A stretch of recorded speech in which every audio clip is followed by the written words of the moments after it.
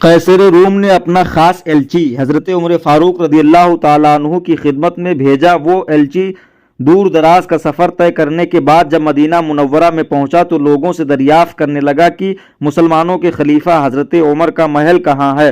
लोगों ने उसकी ये बात सुनी तो हंस दी और कहा, उनका तो कोई महल नहीं है, अगरचे उनके नाम की हैबत से बड़े बड़े हुक्मरान थरथरा उठते हैं, मगर उनकी फ़कीरों जैसी झोपड़ी है, वो अपने लिए कोई महल नहीं रखते।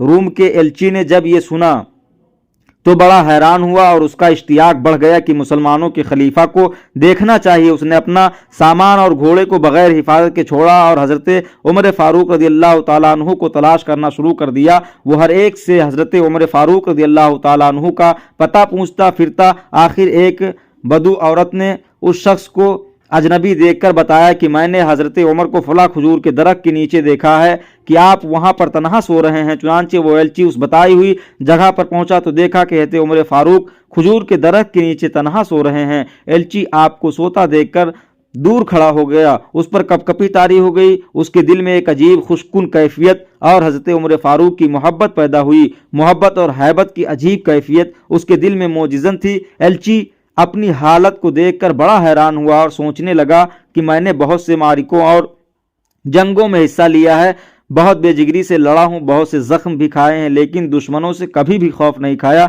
मैं बहुत से बादशाहों के दरबारों में गया, मगर उन बादशाहों की हैबत मुझ पर तारी नहीं हुई और बादशाहों के सामने हमेशा मुतमईन रहा। बेशुमार शेरों का मैंने शिकार किया और उस शिकार के दौरान शेर का सामना करते हुए मुझे कभी खौफ नहीं आया और मेरे चेहरे की रंगत नहीं उड़ी। आज जबकि ये मुसलमानों का खलीफा सोया हुआ है, उसकी हैबत ने मेरे हवास गुम कर दिए हैं। हालांकि ये हस्ती बगैर हथियारों के ज़मीन पर सोई हुई है और मैं कांप रहा हूँ। एलची काफ़ी देर तक हज़रत उमर फ़ारूक रज़ियल्लाहु ताला अन्हु के जागने का इंतज़ार करता रहा। उसकी जुर्अत न हुई कि आगे बढ़कर फ़ारूक आज़म रज़ियल्लाहु ताला अन्हु को जगा दे। आखिर 1 घंटा के बाद जब जनाब फ़ारूक आज़म बेदार हुए तो अपने सामने एक अजनबी शख्स को देखकर हैरान हुए। एलची ने आगे बढ़कर अपना तारुफ कराते हुए ताज़ीम और सलाम पेश किया। उसके बाद गुफ्तगू का सिलसिला शुरू हुआ।